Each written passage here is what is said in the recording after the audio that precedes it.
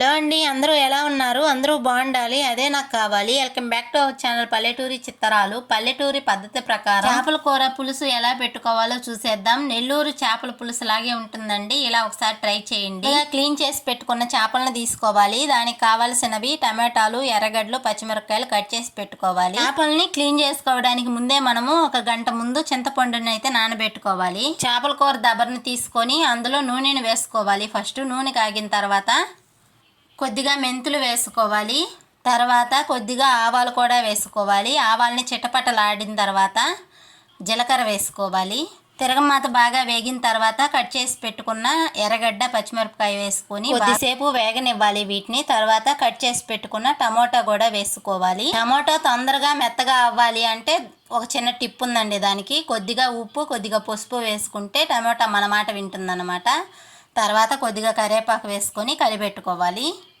ఈ మొత్తాన్ని బాగా వేగనిచ్చిన తర్వాత టమోటా మెత్తగా అయిపోయిన తర్వాత ముందుగా గంట ముందు నానబెట్టుకున్న చింతపండుని పులుసు చేసుకొని ఎంతైతే సరిపోతుందో అంత పులుసుని పోసేసుకోవాలన్నమాట.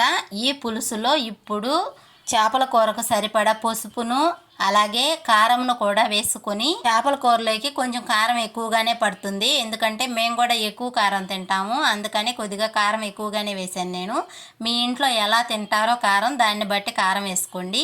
తర్వాత సరిపడా ఉప్పును కూడా వేసేసుకొని మామిడి దబ్బలు 4 ఉంటే వేసేసుకోవచ్చు అప్పుడే. తర్వాత ఈ వేసిన ఉప్పు, పసుపు, కారం బాగా కలిసిపోయేలాగా ఆ పులుసులో మనం బాగా కలిపేసుకోవాలన్నమాట. ఇలా కలిపేసుకున్న తర్వాత వీడియోలో చూపిస్తున్న విధంగా కలుపుకోవాలండి. కలిపేసుకున్న తర్వాత మూత పెట్టి ఉడికించుకోవాలి పులుసుని. ఈ పులుసుని ఉడికించుకోవడం వల్ల మనకి కారం కానీ, పసుపు కానీ, చింతపండు కానీ ఏది పచ్చివాసన రాకుండా పోయేంత వరకు ఉడికించుకోవాలి. చూసారు కదా, పులుసు ఈ విధంగా ఉడకాలన్నమాట.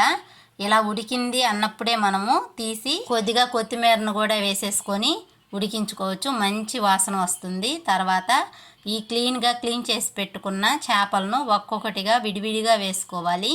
ఒకదానిపైన ఒకటి వేసుకుంటే మనము కూర వేసుకునేటప్పుడు ముక్కలు చెదిరిపోతాయి అన్నమాట. అందుకని వీడియోలో చూపిస్తున్న విధంగా ఒక్కొక్కటిగా విడివిడిగా వేసేసుకోవాలి చేప ముక్కలన్నీ కూడాను.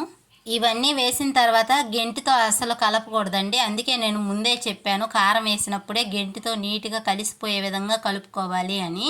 కావాలంటే దబర్ని పట్టుకొని చుట్టూరు తిప్పుకొని పెట్టుకోవచ్చు, గెంటిని వాడకండి. చేపల కూర అయితే ఉడికిపోతూ ఉంటుంది. దానికి కావాల్సిన మసాలాను అయితే ప్రిపేర్ చేసుకుందాం.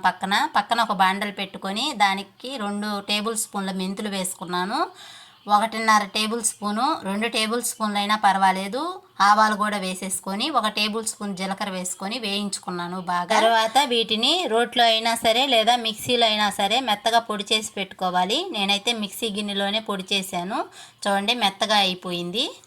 మనకి చేపల కూర ఉడికిపోయింది అనిపించినప్పుడు, అంటే పులుసు దగ్గర పడాలి, ముక్క ఉడకాలి, అన్నీ జరిగిపోయిన తర్వాత ఈ పొడిని వేసేసుకోవాలి. ఇంకా దింపేస్తాం కదా అన్నప్పుడే లాస్ట్లో ఈ పొడిని అయితే వేసుకోవాలి. ఈ పొడి కూడా ఒక దిక్కే వేసుకోకుండా వీడియోలో చూపిస్తున్న విధంగా పలసంగా చల్లుకోవాలి. ఎందుకంటే మనం గెంటి పెట్టి కలపం కాబట్టి పలసాటుగా వేసేసుకోవడమే. తర్వాత కొద్దిగా కొత్తిమీర వేసుకుంటే చేపల కూర రెడీ అయిపోయినట్టేనండి. మీరు చూస్తున్నారు కదా, పులుసు దగ్గరకు వచ్చేసింది, ముక్క కూడా ఉడికిపోయిందన్నమాట. నెల్లూరు చేపల కూర స్టైల్లోనే ఉంటుంది. వీడియో నచ్చితే కామెంట్ చేయండి, సబ్స్క్రైబ్.